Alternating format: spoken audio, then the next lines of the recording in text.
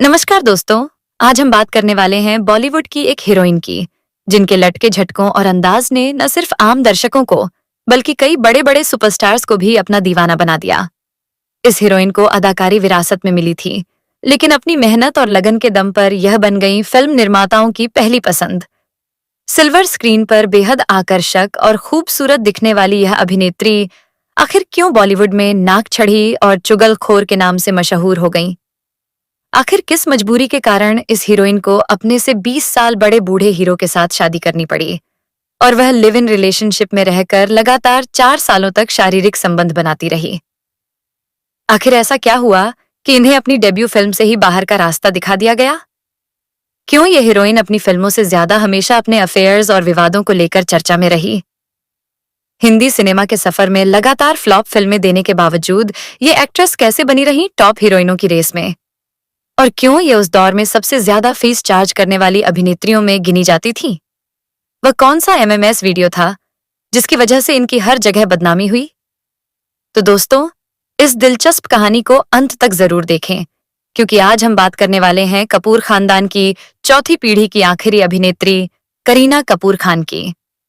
करीना कपूर का जन्म 21 सितंबर 1980 को मुंबई में बॉलीवुड के बहुचर्चित कपूर परिवार में हुआ। कम ही लोग जानते हैं कि इनके बचपन का नाम सिद्धिमा रखा गया था, जो इनके दादाजी ने दिया था। हालांकि बाद में इनका नाम करीना रख दिया गया, जो लियो टॉलस्टॉय के उपन्यास अन्ना कैरेनिना पर आधारित था, जिसे इनकी मां ने इनके जन्म से कुछ समय पूर्व पढ़ा था। फिल्म इंडस्ट्री की फर्स्ट फैमिली की इस लाडली बेटी का प्यार भरा नाम बेबो रखा गया। इनके पिता रणधीर कपूर और मां बबीता ने अपने जमाने में अपनी एक्टिंग से फिल्म जगत को खूब रोशन किया और लोगों ने उन्हें भरपूर प्यार भी दिया। जाने माने एक्टर और डायरेक्टर राज कपूर साहब इनके दादा और पृथ्वीराज कपूर साहब इनके परदादा थे। मशहूर अभिनेता ऋषि कपूर इनके चाचा और इस लिहाज से एक्टर रणबीर कपूर इनके कजिन भाई लगते हैं। करीना अपने माता पिता की छोटी बेटी थीं। इनकी बड़ी बहन करिश्मा बॉलीवुड की जानी मानी अभिनेत्री बनी। कम उम्र से ही करीना का मन पढ़ाई में कम और एक्टिंग में ज्यादा लगता था, और यह लाजमी भी था क्योंकि करीना की रगों में खानदानी एक्टिंग दौड़ रही थी। एक रिपोर्ट के मुताबिक इनकी शुरुआती पढ़ाई मुंबई के जमुनाबाई नर्सी स्कूल से हुई, लेकिन इसी दौरान जब करीना महज 15 साल की थीं, तभी वे स्कूल के एक फ्रेंड को पसंद करने लगीं। हालांकि जब करीना की मां को यह पता चला तो उन्होंने करीना का फोन अपने पास रख लिया। वहीं जब बबीता एक बार डिनर पर गईं, तो करीना ने चाकू की मदद से बबीता के कमरे का लॉक तोड़ दिया और फोन लेकर उस लड़के से मिलने चली गईं। बताया जाता है कि इस बात से बबीता काफी नाराज हुई और करीना को बोर्डिंग स्कूल देहरादून भेज दिया गया। फिर देहरादून के वेलहम गर्ल्स स्कूल से 12वीं की पढ़ाई पूरी करने के बाद कॉमर्स में ग्रेजुएशन के लिए इनका दाखिला मुंबई के मीठीबाई कॉलेज में कराया गया। हालांकि मन न लगने पर करीना ने 2 साल बाद यहां भी पढ़ाई छोड़ दी। इसके बाद इन्होंने अमेरिका स्थित हार्वर्ड यूनिवर्सिटी से माइक्रो कंप्यूटर्स का 3 महीने का समर कोर्स किया। फिर इनकी रुचि लॉ की पढ़ाई में हो गई, जिसके लिए इन्होंने मुंबई के गवर्नमेंट लॉ कॉलेज में एडमिशन लिया, लेकिन यह पढ़ाई भी इन्होंने बीच में ही छोड़ दी। उम्र के साथ करीना का झुकाव एक्टिंग की ओर बढ़ता ही गया। हालांकि इनके पिता रणधीर कपूर परिवार की लड़कियों के फिल्मों में काम करने के सख्त खिलाफ थे। इसी वजह से पिता के साथ इनका टकराव हुआ, जिसके बाद दोनों बहनें अपनी मां के साथ अलग रहने लगीं। पिता से अलग होने के बाद पहले बड़ी बहन करिश्मा ने बॉलीवुड में खुद को आजमाया और उन्हें लोगों ने इतना पसंद किया कि वह 90 के दशक की टॉप अभिनेत्रियों में शामिल हो गईं। बहन की सफलता देखकर करीना भी अपने बॉलीवुड डेब्यू को लेकर काफी एक्साइटेड थीं। हालांकि बताया जाता है कि बॉलीवुड में एंट्री के साथ ही करीना के जीवन में कंट्रोवर्सी की भी एंट्री हो गई। सबसे पहले करीना को साल 2000 में आई राकेश रोशन की फिल्म कहो ना प्यार है ऑफर हुई, लेकिन कुछ दिनों की शूटिंग के बाद ही उन्हें फिल्म से हटाकर अमीषा पटेल को कास्ट कर लिया गया। इस बारे में पूछे जाने पर अमीषा ने कहा कि किसी मतभेद की वजह से राकेश रोशन ने करीना को फिल्म से बाहर कर दिया। वहीं करीना कपूर ने एक बार फिल्म फेयर से बातचीत में कहा कि राकेश रोशन ने सिर्फ अपने बेटे के लिए कहो ना प्यार है बनाई थी। उन्होंने अमीषा पटेल को सुंदर नहीं दिखाया। अमीषा के चेहरे पर मुहासे और आंखों के नीचे दाग थे। करीना ने यह भी कहा कि उन्हें खुशी है कि उन्होंने वह फिल्म नहीं की। वहीं जब राकेश रोशन से इस बारे में पूछा गया तो उन्होंने इसकी वजह फिल्म के सीन में करीना की मां बबीता की अत्यधिक दखलंदाजी बताई। सबकी अपनी अपनी दलीलें थीं, लेकिन सच्चाई क्या रही, कहना मुश्किल है। खैर, साल 2000 के अंत में ही करीना को जेपी दत्ता की फिल्म रिफ्यूजी से डेब्यू करने का मौका मिला।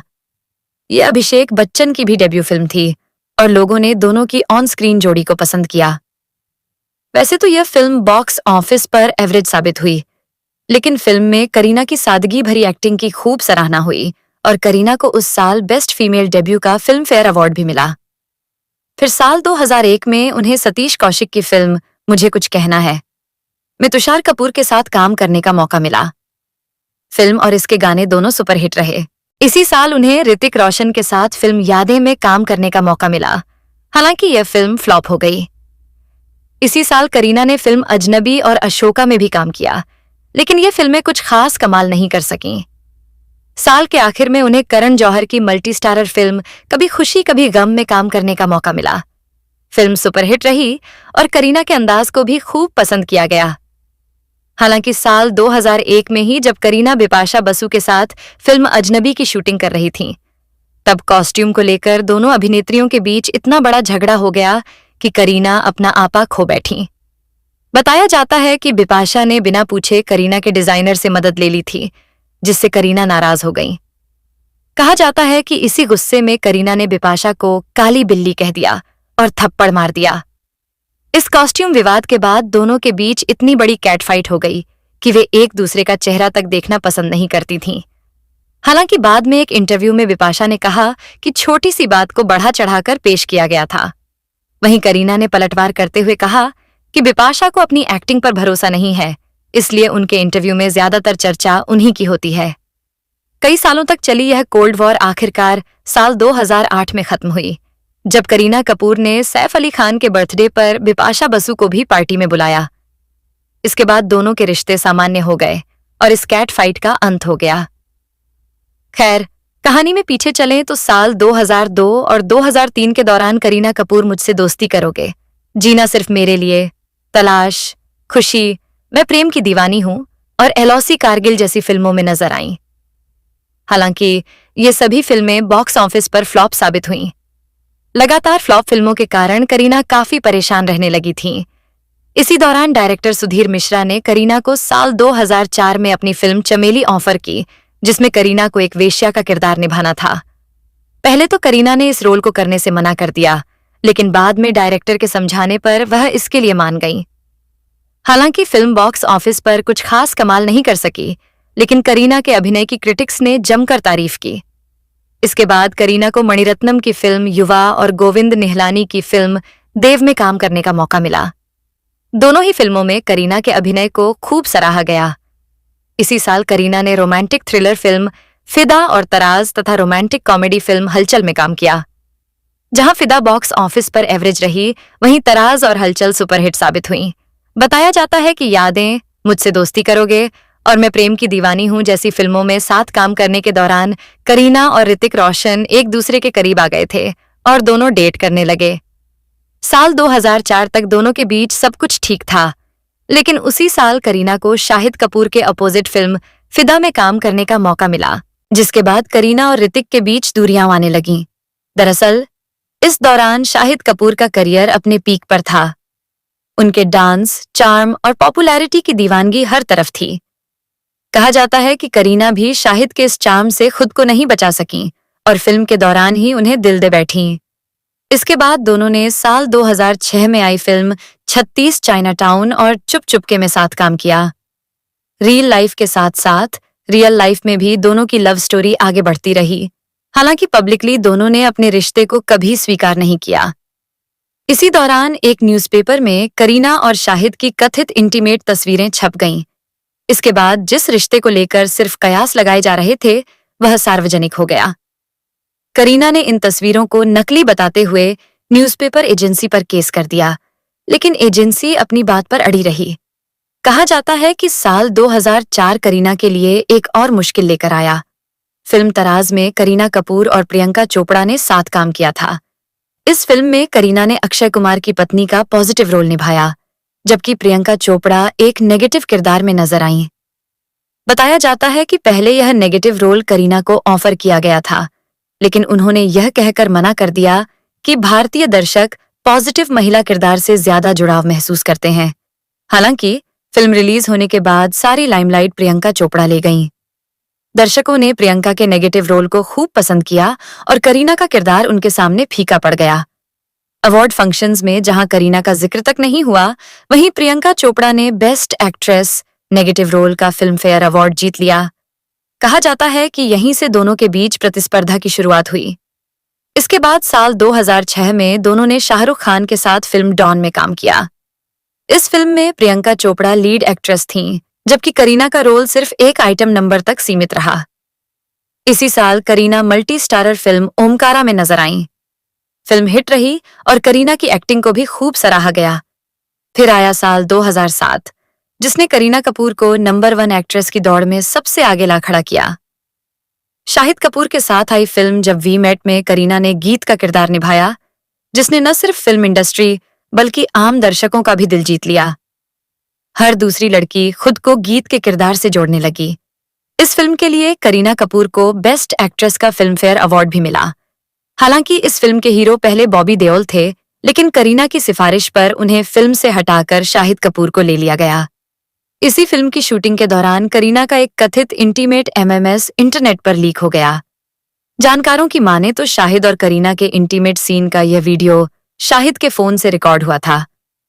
जब यह वीडियो इंटरनेट पर सामने आया तो करीना शाहिद से इतनी नाराज हुई कि उन्होंने उनसे रिश्ता ही तोड़ लिया। हालांकि जब शाहिद और करीना से इस वीडियो के बारे में सवाल किया गया तो दोनों ने इसे मॉर्फ्ड यानी नकली वीडियो बताकर इससे पल्ला झाड़ लिया। वहीं करीना की प्रतिस्पर्धी प्रियंका चोपड़ा के लिए यह साल पूरी तरह फ्लॉप साबित हुआ। लेकिन इसके अगले साल यानी 2008 में प्रियंका ने फैशन और दोस्ताना जैसी फिल्मों से जबरदस्त वापसी की। दूसरी ओर करीना के लिए यह साल कुछ खास नहीं रहा। इस साल आई करीना की multi starrer film Golmaal returns ने जहां एवरेज कमाई की, वहीं सैफ अली खान के साथ आई उनकी फिल्म टशन बॉक्स ऑफिस पर बुरी तरह फ्लॉप साबित हुई। हालांकि करीना अब सिर्फ अपनी फ्लॉप फिल्मों या प्रियंका की हिट फिल्मों की वजह से ही परेशान नहीं थीं, बल्कि इसके पीछे एक और बड़ी वजह भी बताई जाती है। कहा जाता है कि इसी साल प्रियंका चोपड़ा ने करीना से न सिर्फ बेस्ट एक्ट्रेस के अवार्ड छीने, बल्कि उनका बॉयफ्रेंड भी छीन लिया। साल 2007 में एमएमएस लीक होने के बाद जहां करीना ने शाहिद कपूर से दूरी बना ली थी, वहीं प्रियंका चोपड़ा ने शाहिद को अपनी जिंदगी में जगह दे दी। वैसे तो प्रियंका और शाहिद के अफेयर की खबरें लगातार सामने आती रहीं, लेकिन इस पर मोहर लग गई प्रियंका चोपड़ा के घर हुई इनकम टैक्स रेड से। बताया जाता है कि जब प्रियंका के घर आई टी की रेड पड़ी तो उस वक्त उनके घर पर शाहिद कपूर भी मौजूद थे, जिनकी शर्टलेस तस्वीरें इस रेड की सुर्खियां बन गईं। जानकारों की माने तो करीना अब प्रियंका से काफी ज्यादा आहत हो चुकी थीं। जब वह प्रियंका की फिल्मों या एक्टिंग में कोई कमी नहीं निकाल सकी, तो उन्होंने उनके एक्सेंट पर टिप्पणी कर दी।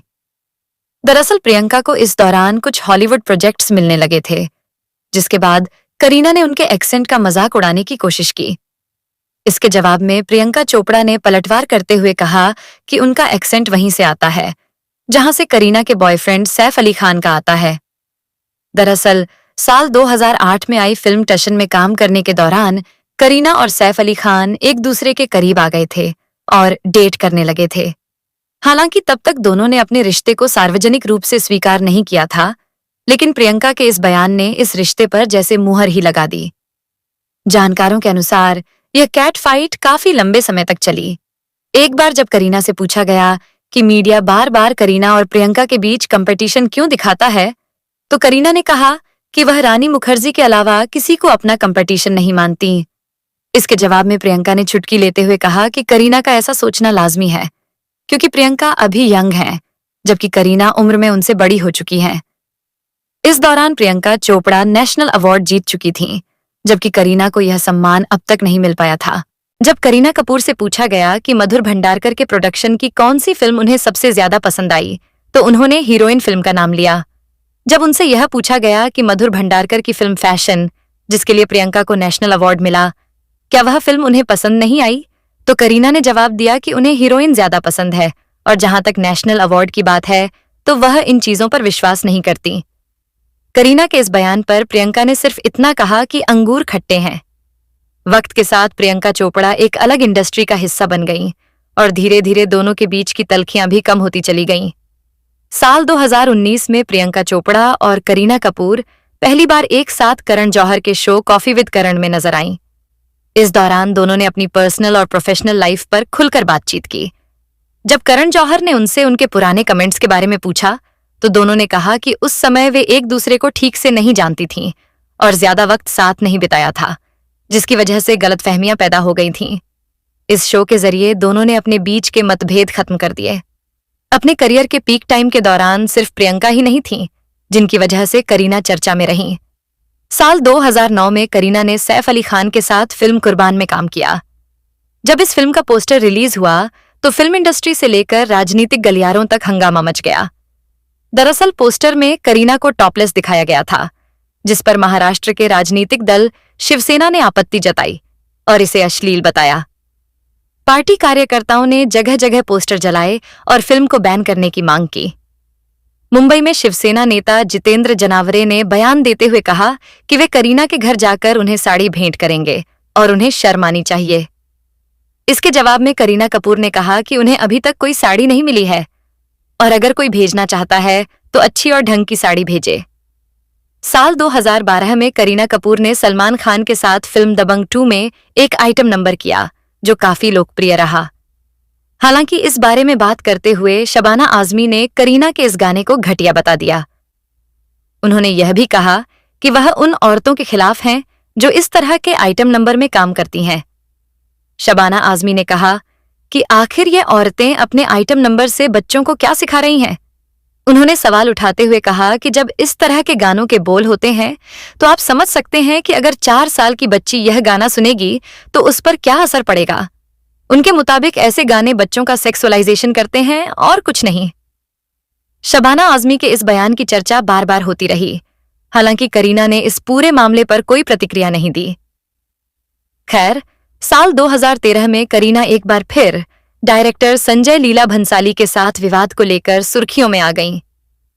दरअसल संजय लीला भंसाली ने अपनी फिल्म रामलीला में करीना को कास्ट किया था, लेकिन साइन करने के बाद करीना ने यह फिल्म छोड़ दी। करीना का कहना था कि शूटिंग के लिए लगातार 3 महीने तक डेट्स की समस्या की वजह से उन्होंने रामलीला छोड़ी। वहीं संजय लीला भंसाली के अनुसार उन्होंने खुद करीना को फिल्म से बाहर कर दिया था। इस बारे में बात करते हुए संजय लीला भंसाली ने कहा कि जब तक फिल्म रामलीला रिलीज होगी तब तक करीना और सैफ की शादी हो चुकी होगी। ऐसे में उनकी रोमियो एंड जूलियट पर आधारित इस फिल्म में लोग करीना को मुख्य भूमिका में पसंद नहीं करेंगे। उन्होंने कहा कि जूलियट के किरदार का ओरिजिनल स्वरूप चाहे जितना बदला जाए, वह रोल एक शादीशुदा हीरोइन नहीं निभा सकती। इसके बाद साल 2015 में आई फिल्म बजरंगी भाईजान में पाकिस्तान कनेक्शन दिखाया गया, जहां मुन्नी को पवन यानी सलमान खान पाकिस्तान छोड़कर आते हैं। इस फिल्म को लेकर बीबीसी से बातचीत में करीना ने कहा कि उनका पाकिस्तान जाने का कई बार मन हुआ है और लाहौर से उन्हें कई बार बुलावा भी आया है, क्योंकि सैफ का पूरा परिवार वहीं से ताल्लुक रखता है। उन्होंने कहा कि वह खास तौर पर खाने के लिए पाकिस्तान जाना चाहती हैं, क्योंकि वहां के खाने की वह शौकीन है। करीना के इस बयान के बाद सोशल मीडिया पर लोगों ने उन्हें आड़े हाथों लिया और उनके पाकिस्तान प्रेम को लेकर सवाल उठाए। इसी तरह का एक बड़ा विवाद करीना की पर्सनल लाइफ को लेकर भी सामने आया। दरअसल करीना और सैफ की शादी अपने आप में एक बड़ी कंट्रोवर्सी बन गई। जैसे ही दोनों के शादी के बंधन में बंधने की खबर आई, इस जोड़े को सोशल मीडिया पर बुरी तरह ट्रोल किया गया। करीना पर इस्लाम धर्म अपनाने और शादी को लव जिहाद से जोड़ने के आरोप लगाए गए। जब यह विवाद बढ़ने लगा तो सैफ अली खान को सामने आकर सफाई देनी पड़ी। सैफ ने स्पष्ट किया कि करीना ने शादी के बाद इस्लाम धर्म नहीं अपनाया है और न ही उन पर ऐसा करने का कोई दबाव है। सैफ की इस सफाई के बाद यह मामला धीरे धीरे शांत हो गया। हालांकि इसके बाद एक और ऐसी कंट्रोवर्सी हुई जिसे करीना शायद ही कभी भूल पाईं, क्योंकि इस बार मामला उनके बच्चों से जुड़ा था।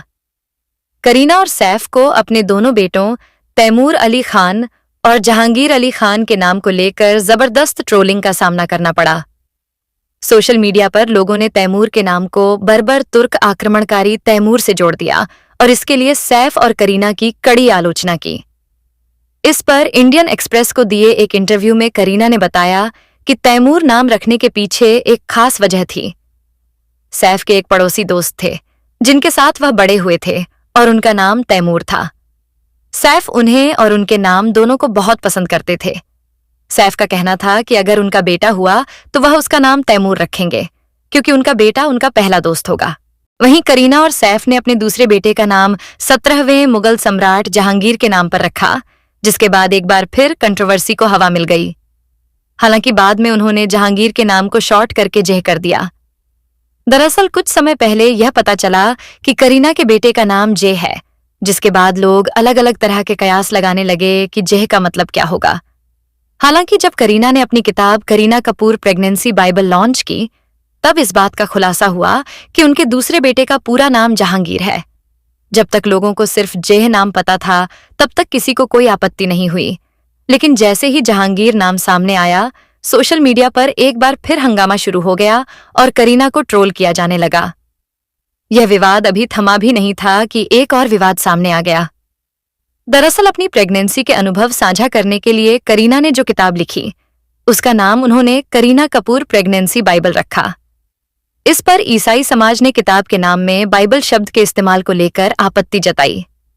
जबलपुर में ईसाई समाज ने पुस्तक का नाम बदलने की मांग करते हुए पुलिस में एफआईआर दर्ज कराने का झापन सौंपा। सर्व ईसाई समाज ने जबलपुर के ओमती थाने में लिखित शिकायत देकर आरोप लगाया कि पुस्तक के शीर्षक से उनकी धार्मिक भावनाएं आहत हुई हैं।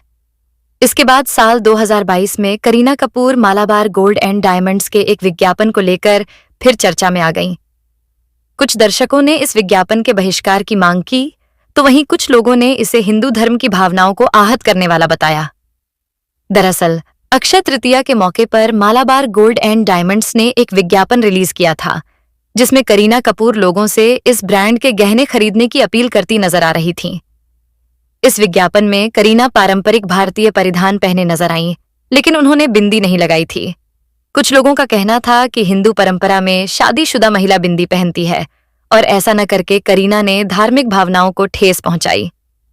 खैर, फिल्में हिट हों या फ्लॉप, तमाम कंट्रोवर्सीज के बावजूद करीना की गिनती हमेशा बॉलीवुड की ए-लिस्ट एक्ट्रेसेस में होती रही है। मीडिया रिपोर्ट्स के मुताबिक साल 2007 से 2011 के बीच, जब वी मेट, कुर्बान, 3 इडियट्स, बॉडीगार्ड, गोलमाल सीरीज और रावण जैसी फिल्मों ने करीना को टॉप एक्ट्रेसेस की लिस्ट में बनाए रखा। वहीं साल 2012 से 2017 के दौरान एक मैं और एक तू, सिंघम रिटर्न्स और बजरंगी भाईजान जैसी फिल्मों ने फिल्म इंडस्ट्री में करीना का जलवा कायम रखा। 2018 के बाद करीना फिल्मों से ज्यादा अपनी फैमिली पर फोकस करती नजर आईं। हालांकि साल 2018 में आई वीर दी वेडिंग, 2019 में गुड न्यूज, 2020 में अंग्रेजी मीडियम और 2022 में लाल सिंह चड्ढा में उनके किरदार को दर्शकों ने काफी पसंद किया। हाल की बात करें तो सितंबर 2023 में रिलीज हुई उनकी फिल्म जाने जान को भी दर्शकों से अच्छी प्रतिक्रिया मिली। आने वाले समय में करीना 2024 में तब्बू और कृति सेनन के साथ comedy drama film the crew और ब्लॉकबस्टर फिल्म सिंघम की सीक्वल सिंघम अगेन में नजर आने वाली हैं। कम ही लोग जानते हैं कि करीना सिर्फ एक एक्ट्रेस ही नहीं, बल्कि डिजाइनर, राइटर और एंटरप्रेन्योर भी हैं। उन्होंने कुछ किताबें खुद लिखी हैं और कुछ में को-ऑथर भी रही हैं। बताया जाता है कि करीना ने ग्लोबस ब्रांड के साथ मिलकर डिजाइनर कपड़ों की एक चेन शुरू की थी। हाल ही में करीना ने शुगर कॉस्मेटिक्स के साथ एक स्ट्रैटेजिक पार्टनरशिप भी की है। इस पार्टनरशिप के तहत वह शुगर के को-फाउंडर्स के साथ मिलकर premium Korean skin care brand Quench Botanics launch करेंगी। रिपोर्ट्स के मुताबिक करीना ने इस कंपनी में बड़ी इन्वेस्टमेंट भी की है। वहीं CAK नॉलेज की एक रिपोर्ट के अनुसार करीना कपूर की कुल नेटवर्थ करीब $80 मिलियन बताई जाती है। वह हर साल लगभग 10 से 12 करोड़ रुपए की कमाई कर लेती हैं। करीना के कार कलेक्शन की बात करें तो उनके पास Mercedes Benz S class, Audi Q7 और रेंज रोवर वोग जैसी लग्जरी गाड़ियां शामिल हैं। रिपोर्ट्स के मुताबिक करीना कपूर एक फिल्म के लिए करीब 8 से 10 करोड़ रुपए फीस लेती हैं। यह कहा जा सकता है कि ढेर सारे उतार चढ़ाव देखने और दर्जनों कंट्रोवर्सीज का सामना करने के बावजूद करीना ने हर परिस्थिति को बहुत अच्छे से हैंडल किया और बिना रुके या निराश हुए अपनी जिंदगी में आगे बढ़ती रहीं। तो दोस्तों, उम्मीद है आपको करीना कपूर की जिंदगी से जुड़ी यह पूरी कहानी पसंद आई होगी। अगर वीडियो अच्छा लगा हो तो लाइक करना न भूलें। अपनी राय कमेंट सेक्शन में जरूर लिखें। और अगर आपके पास भी करीना कपूर से जुड़ा कोई दिलचस्प किस्सा या जानकारी हो तो उसे हमारे साथ जरूर शेयर करें। ऐसी ही बॉलीवुड की अनसुनी कहानियां, कंट्रोवर्सी और सच्ची जानकारी देखने के लिए हमारे यूट्यूब चैनल स्टार मनोहर राठौर को अभी सब्सक्राइब करें और बेल आइकन दबाना बिल्कुल न भूलें, ताकि हमारी हर नई वीडियो सबसे पहले आप तक पहुंचे। मिलते हैं अगली वीडियो में। तब तक के लिए जय हिंद और धन्यवाद।